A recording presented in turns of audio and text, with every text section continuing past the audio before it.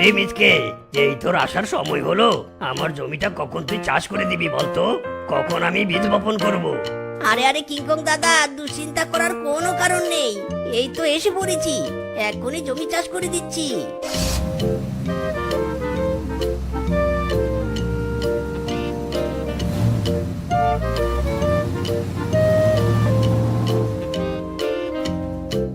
King Kong দাদা, চাষ করে দিয়েছি, এবার টাকাটা মিটিয়ে দাও, আমি চলে যাই। আরে তোকে এখন আমি টাকা দিতে পারবো না। জমির সার কিনতে হবে, বীজ কিনতে হবে। যা যা, পরে টাকা দিব।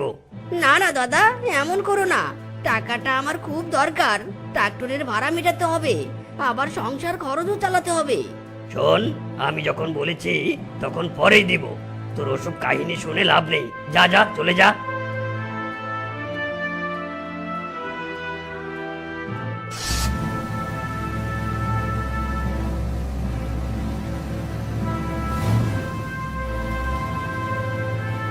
এই ফিসকে, এই নে তোর ট্রাক্টর, গ্যারেজে দিয়ে গেলাম। শুধু কি ট্রাক্টর ফেরত দিলে হবে?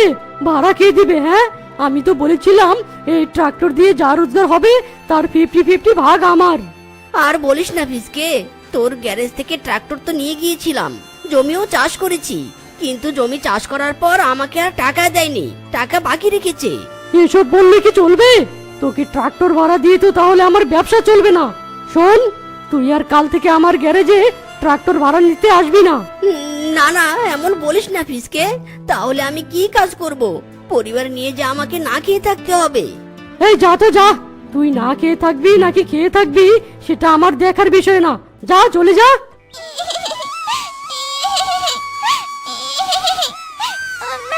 বাবা কখন খাবার নিয়ে আসবে? বলো না মা, মা কথা বলো না। মারে, আজকেও তোকে না খেয়ে থাকতে হবে রে মা। তোর এই অভাগা বাপ কোনো খাবার আনতে পারেনি। ওগো, এভাবে আর কতদিন চলবে গো বলো তো? না খেয়ে থাকতে থাকতে এবার তো শুকিয়ে মরে যাবো। বউ, আমি ভাবছি নদীর ওই পারের বনে যাব, গিয়ে কাজ করব। এই বনে তো কোনো কাজই পাচ্ছি না বউ। যা ইচ্ছে করো গো, তবু আমাদের সন্তানের মুখে খাবার তুলে দেওয়ার ব্যবস্থা করো। টুম্পার মুখের দিকে তো আর তাকাতেই পাচ্ছি নে গো, তাকাতেই পাচ্ছি নে। এবার রোজগার করে তবেই বাড়িতে ফিরবো বউ, বিদায়। হে দয়াল, ভাগ্য নির্ধারণের জন্য এই বন ছেড়ে নদীর ওই পারের বনে যাচ্ছি। রোজগার না করে আর বাড়িতে ফিরবো না।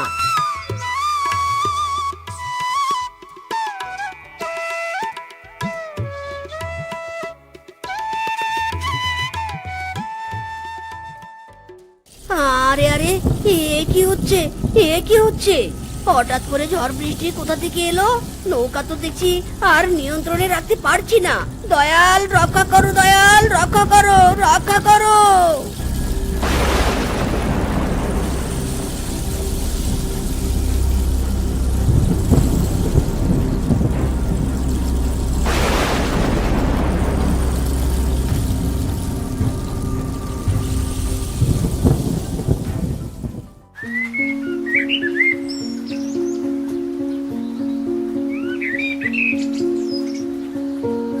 আরে আরে, এ আমি কোন বনে এসে পড়লাম গো? এই বনে তো আসার কথা ছিল না। কেউ কি আছো? কেউ কি বলতে পারো এই বনের নাম কি? কেউ কি আশেপাশে আছো?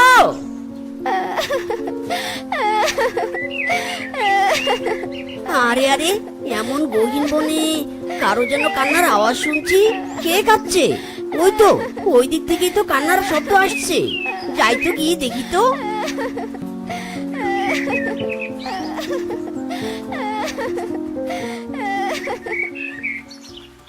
আমি কি আমার রাজ্যে কখনোই যেতে পারবো না?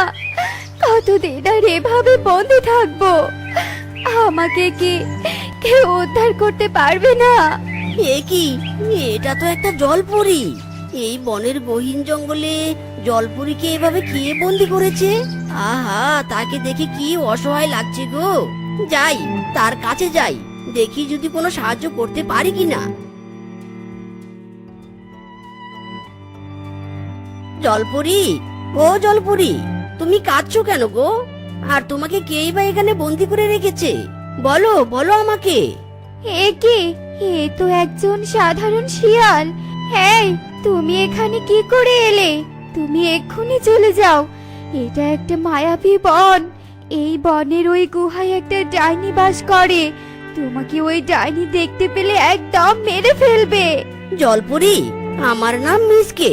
অভাবের তাড়নায় অন্য বনে কাজের খোঁজে যাওয়ার পথে ঝড়ের কবলে পড়ে এই বনে আমি এসেছি। সেই যখন পড়েছো, তাহলে এখন পালিয়ে যাও। আর দেরি করো না, নয়তো যে তোমাকেও আমার মতো বন্দি করে রাখবে। কিন্তু আগে বলো তো, তোমাকে কেন বন্দি করে রেখেছে এখানে?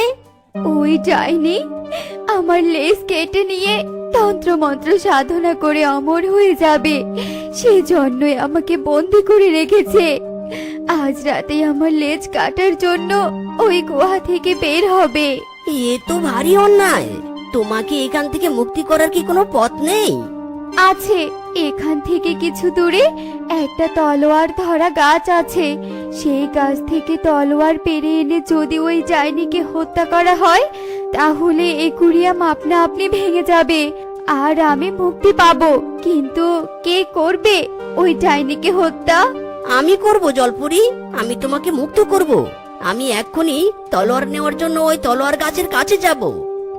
মিচকে, শোনো শোনো বলছি, মিচকে।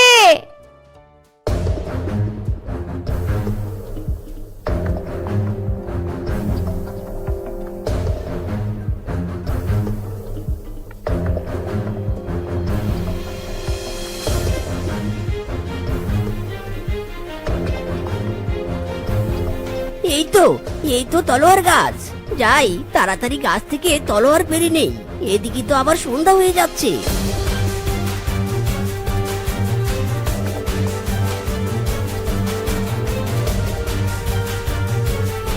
আরে আরে, ছেড়ে দে ছেড়ে দে।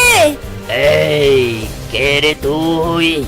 আমার গাছ থেকে তলোয়ার পারতে এসেছিস? তোকে আমি কঠিন শাস্তি দিব। গাছ, আমার উপর দয়া করো। তোমার তলোয়ার আমার খুব দরকার। এক খারাপ মায়াবী ডাইনিকে মারতে হবে। দয়া করো গাছ, আমার উপর দয়া করো।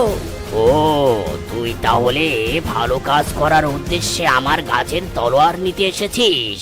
ঠিক আছে, তবে পেরে নে তলোয়ার। কিন্তু সাবধান, যে উদ্দেশ্যে তলোয়ার নিতে এসেছিস ওই উদ্দেশ্য পূরণ না করে অন্য কাজ করলে কিন্তু তোর বিপদ হবে। না না গাছ, আমি অন্য কোনো কাজ করব না। আমি তোমার গাছ থেকে তলোয়ার পেরে নিয়ে যাচ্ছি।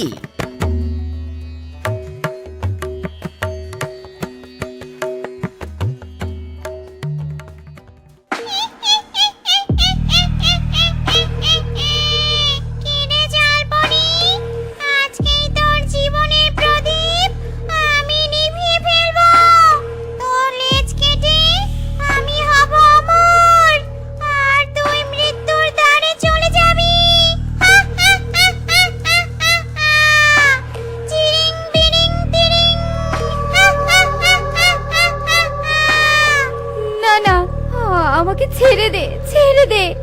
খবরদার আমার কাছে আসবি না ডাইনি। তোর অসৎ উদ্দেশ্য কখনোই পূরণ হবে না। অসৎ উদ্দেশ্য তো পূরণ করতেই হবে, নয়তো পৃথিবীর সব বনে কবজা করব কি করে? আমি অমরত্ব লাভ করব, সর্বোচ্চ শক্তির অধিকারী হব। খবরদার ডাইনি, জলপুরীর দিকে এক পাও বাড়াবি না। ভালোই ভালোই বলছি, ছেড়ে দে তাকে, ছেড়ে দে। আমার বনে সাধারণ শিয়াল? বাহ, ভালোই হয়েছে, তোকেও আমি বন্দি করব। এরপর তোকে মেরে তোর হাড় দিয়ে তন্ত্র সাধনা করব। খামোশ, যা বলেছিস সেই স্বপ্ন তোর কোনোদিনই পূরণ হবে না। আয় আমার সাথে যুদ্ধ কর। কে কাকে মারবে তা না হয় পরে দেখা যাবে। আমাকে চ্যালেঞ্জ ছুড়ে মারছিস তুই? আচ্ছা ঠিক আছে, আয় যুদ্ধ কর। আরে রে রে রে, মায়াবী ডাইনি, তোকে ছাড়বো না রে। আরে রে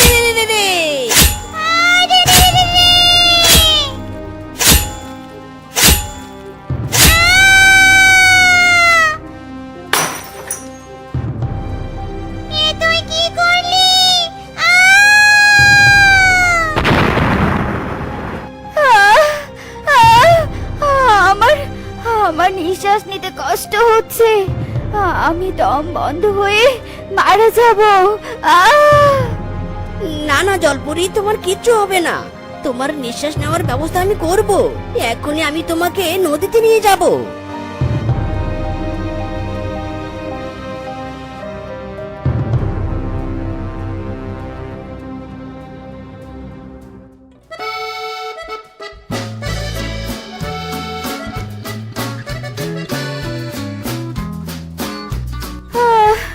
প্রাণে বাঁচলাম।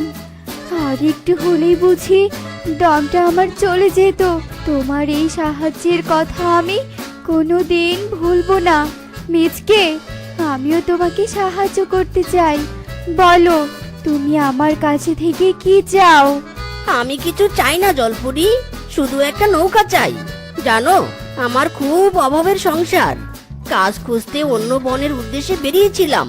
ঝড়ের কবলে পড়ে নৌকা ভেঙে এই বনে এসেছি। নৌকা না হলে যে আমি এই বন থেকে যেতে পারবো না। এই ব্যাপার, তোমাকে আর কাজ খুঁজতে অন্য বনে যেতে হবে না, সোজা বাড়িতে যাবে। এই নাও মিচকে স্বর্ণমুদ্রার খরা। এই খরার স্বর্ণমুদ্রা সারা জীবন বসে খেলেও শেষ হবে না। আর তোমাকে বাড়ি ফিরে যাওয়ার জন্য আমার এক ময়ূর পক্ষী নৌকা দিচ্ছি, যেটা ঝড়ের কবলে পড়লেও ডুববে না, আবার দানব মাছ আক্রমণ করলেও ভাঙবে না।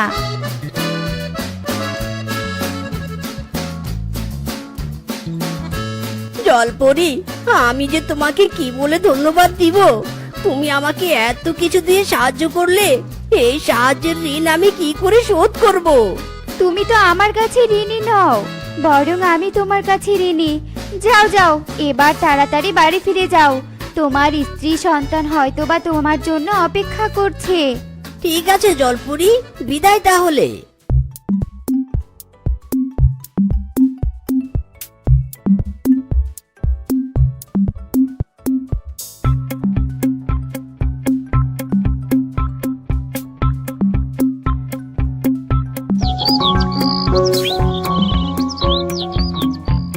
ইস, কতদিন পর নিজের বনের মাটিতে পা ফেললাম।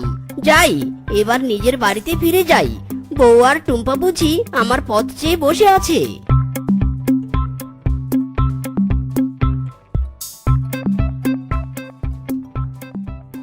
বাবা, বাবা এসেছে, বাবা এসেছে, বাবা এসেছে।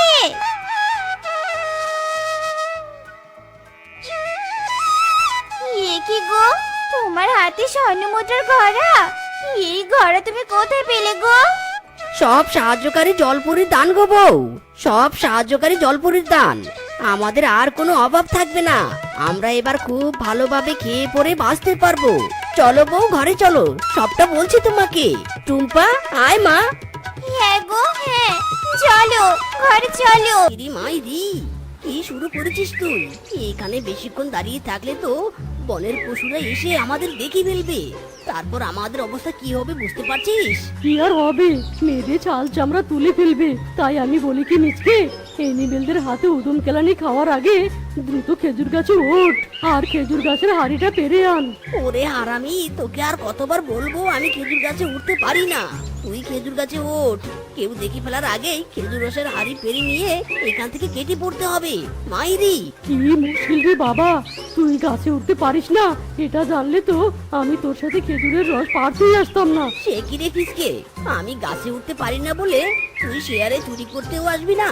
ভেরি স্যাড বন্ধু, ইটস ভেরি স্যাড ব্যাপার। তবে যাই হোক বন্ধু, যত দ্রুত পারিস গাছে ওঠ, নয়তো আমাদের প্ল্যানের 12:30 বেজে যাবে। প্লিজ বন্ধু, আর না করিস না। ওঠ বন্ধু, জলদি গাছে ওঠ। ওকে, তুই যখন এত করে বলছিস তবে আমি উঠছি গাছে। আর একটা কথা শোন, ভালো মতো চারদিকে নজর রাখবি, কেউ আসলেই আমাকে সিগন্যাল দিবি, কেমন?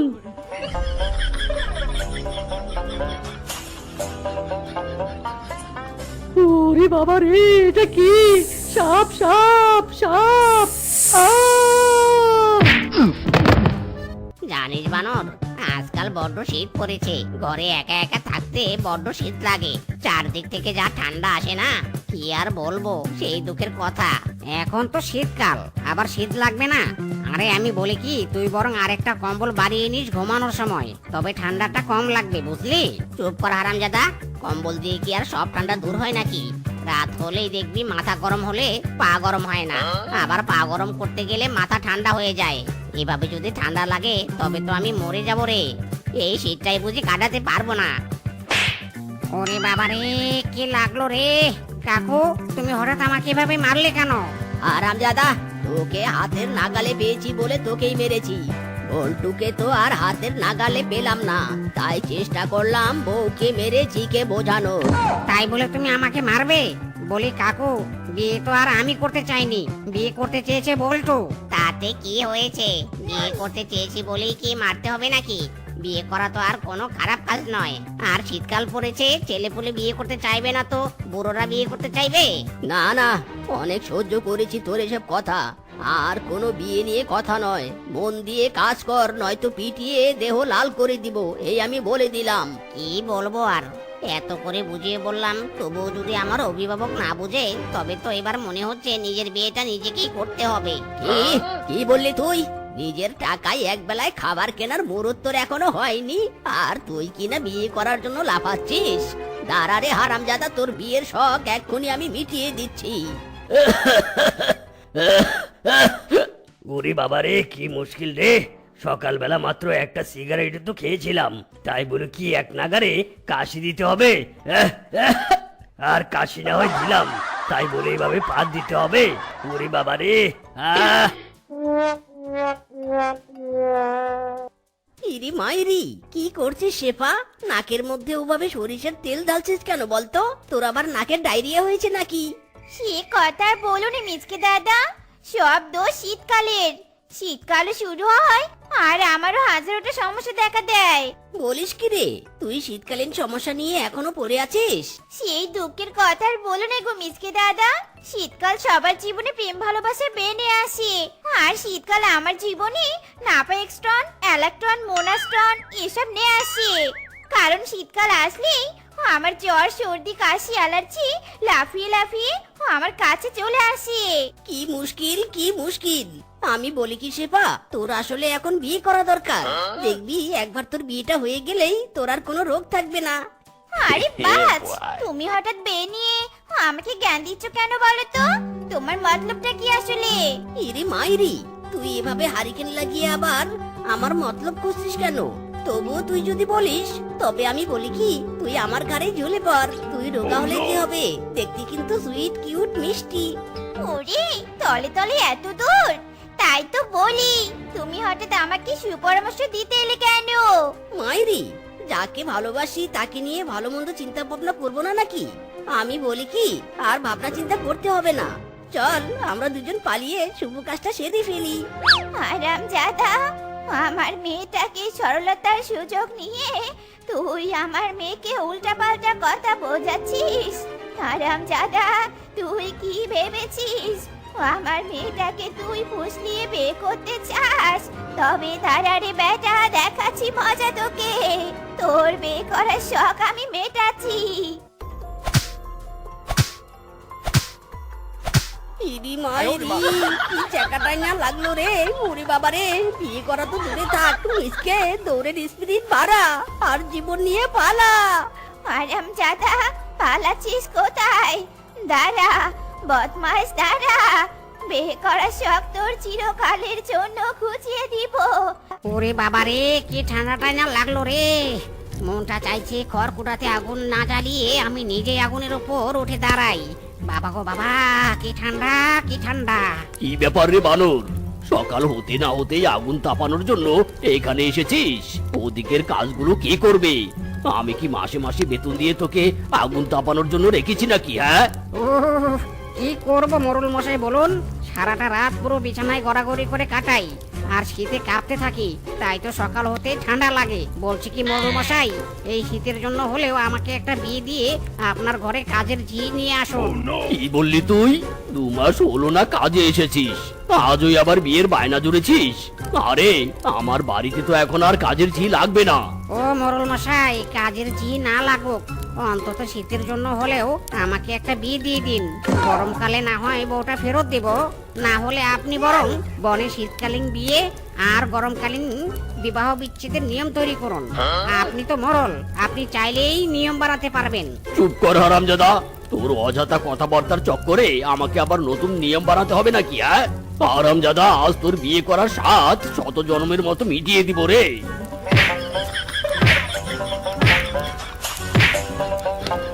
ওরে বাবারে, কি ঠান্ডা গো! এটাই আমার জীবনের শেষ বাইক চালানো। বাবারে বাবা, আমি আর কখনো যদি বাইক চালাই তবে আমি গু খাই। ওই দাঁড়া, বাঁচতে চাইলে এক্ষুনি বাইক থেকে নেমে 3 কিলোমিটার গতিতে দৌড় দে। আরে বাস, এতদিন তো জানতাম ছেলেরা চুরি চামারি ডাকাতি করে, আর আজকাল তো দেখছি মেয়েরাও ডাকাতি করছে। তা দিদি, তুমি ডাকাতির কোর্স কোথা থেকে শিখেছো? নিশ্চয়ই তোমার ডাকাতের মাস্টারের মাথায় বুদ্ধি কম ছিল, তাই তো একটা লাঠি হাতে ধরিয়ে দিয়ে ডাকাতি করতে পাঠিয়েছে। খবরদার, আমার লাঠি নিয়ে হাসি তামাশা করবি না। তুই তো জানিস না আমার কাছে লাঠির চেয়ে আরো অনেক ভয়ঙ্কর অস্ত্র আছে। তুমি তো দেখছি খুব ভালো চাপাবাজি করতে পারো। বলছি, তুমি ডাকাতি করতে অ্যাটম বোম এনেছো নাকি মেশিন গান এনেছো? কি কি বললি তুই? তুই আমাকে নিয়ে হাসি তামাশা করিস? দেখতে চাস আমি কি নিয়ে ডাকাতি করতে এসেছি? দাঁড়া দাঁড়া, দেখাচ্ছি তোকে। ওরে বাপরে, এটা কি? ঠান্ডা জল। তুই যদি এখান থেকে ভালোই ভালোই তোর বাইক রেখে এখান থেকে চলে না যাস, তবে আমি এই ঠান্ডা জল দিয়ে তোর পুরো শরীর ভিজিয়ে দিব। এই, না না প্লিজ, তুমি এ কাজ করো না। বাইক চালিয়ে ঠান্ডায় এমনিতে জমে গিয়েছি, এরপর যদি আমার শরীরে ঠান্ডা জল দাও তবে তো আর আমার রক্ষে থাকবে না। এই তো বুঝতে পেরেছিস শীতের দিনে ঠান্ডা জলের পাওয়ার কতটুকু। ভালোই ভালো যাবে নাকি দিব ঠান্ডা জল? বল বল, দিব? এই ঠান্ডা জল দিব তোর গায়ে, দিব? ওরে বাবা রে, গেলুম রে। কেউ আর আমাকে গোসল করতে বলতে পারবে না, আর বাবা তো বুঝতেই পারবে না আমি গোসল করেছি কিনা। যদিও বা শরীর থেকে হালকা পাতলা চিকামরা গন্ধ বের হচ্ছে, তবুও আমি গায়ে পারফিউম মেখে চলতে পারবো। কি ব্যাপার মংলু, আমায় দেখে হঠাৎ গামছা দিয়ে গা মুছতে শুরু করলি কেন? তুই কি বোঝাতে চাইছিস? তুই আজকে গোসল করেছিস? বলছো কি বাবা? তোমাকে দেখি আমি গা মুছতে যাব কেন? আমি সত্যি গোসল করেছি। ঠান্ডা জলে গা ঘষে ঘষে পুরো 1.5 ঘন্টায় গোসল করেছি।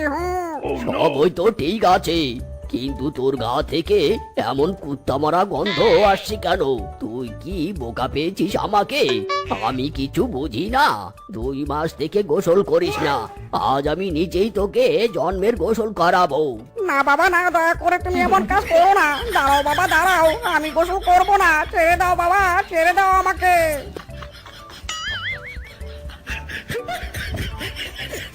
ইদি মাইরি, গেল রে গেল। এক শীতে কদম কাকুর 2 ছেলেই বুঝি গেল রে। একটা তো সাপের দংশনে মরলো, এটা বুঝি ঠান্ডায় মরবে রে।